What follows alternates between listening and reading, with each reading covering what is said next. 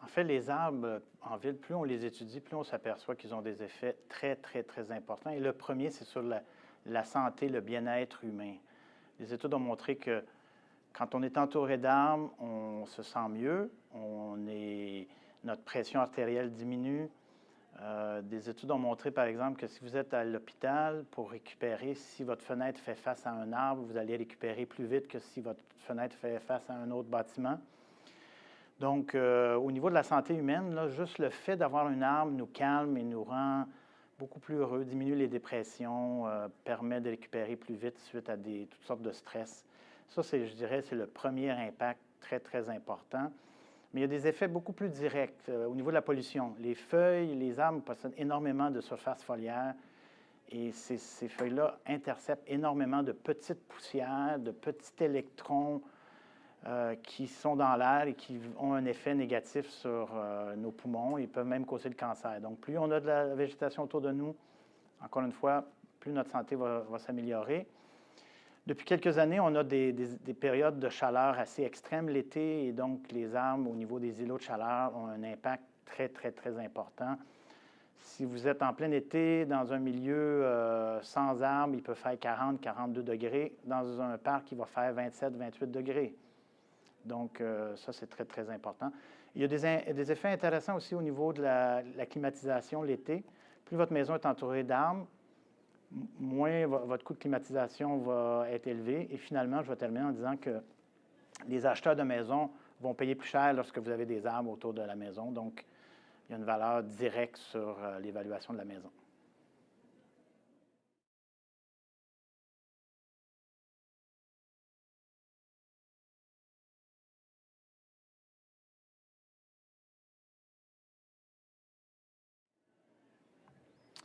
Bien, à Montréal, récemment, on a eu un exemple de ce qui risque de se produire de plus en plus souvent, c'est des vents extrêmes avec des pertes d'arbres, des chutes d'arbres. Et je dirais que depuis une dizaine d'années, on voit une augmentation de ce genre de phénomène-là. Donc, de plus en plus, il va falloir tenir compte de ça, de planifier des arbres et même d'intervenir au niveau de l'arbre pour diminuer la sensibilité des arbres face au vent. Donc, ça, c'est une des premières grandes préoccupations. La deuxième, c'est la sécheresse. Les arbres ont été plantés en ville parce que, évidemment, on ne les arrose pas, les arbres en ville, actuellement. Donc, on a des étés qui étaient traditionnellement assez pluvieux. Évidemment, des petites sécheresses, mais on s'aperçoit qu'il y a de plus en plus de sécheresses et on commence à observer des dépérissements chez certaines espèces d'arbres. Donc, ça, c'est une inquiétude. Il va falloir commencer à penser, planter des espèces d'arbres qui sont plus tolérantes à la sécheresse. Et finalement, bien, un aspect peut-être plus positif, il fait de moins en moins froid l'hiver. Ça veut dire qu'il y a beaucoup d'espèces d'arbres qu'on ne pouvait pas planter avant dans nos villes au Québec, qu'on peut planter puisqu'ils vont tolérer maintenant les hivers qui sont moins rigoureux. Donc, d'un côté, on a plus de choix d'espèces, mais ce qui est très important face aux changements climatiques et aux incertitudes, c'est vraiment de diversifier les espèces d'arbres qu'on va planter dans le futur.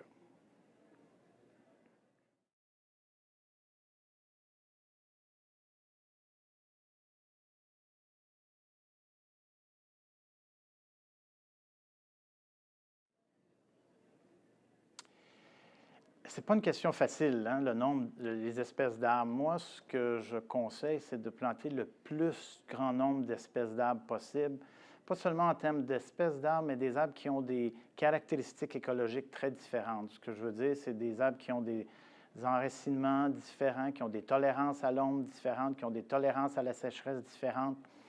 Parce que ce qu'on remarque dans une ville comme Montréal, par exemple, 60 des arbres sont 3 ou 4 espèces. Et après ça, on a beaucoup d'espèces, mais qui sont très peu abondantes.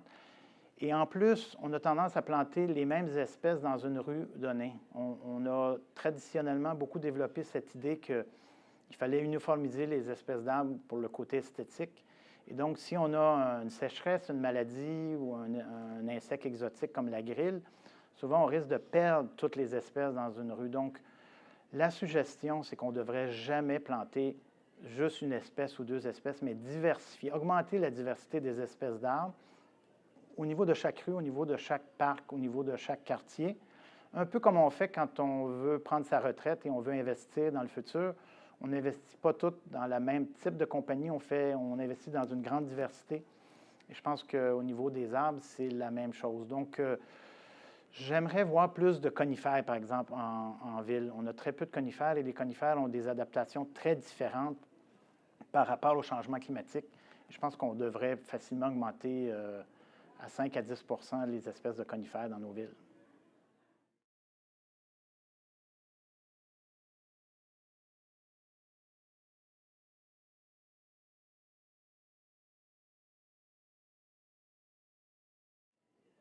Oui, en fait, cette question-là est malheureusement non. Nos arbres se sont adaptés aux conditions. C'est des arbres matures qui se sont développés au cours des 50, 100 dernières années. Ils se sont vraiment adaptés aux conditions passées. Donc, la quantité de racines est fonction de la disponibilité en eau.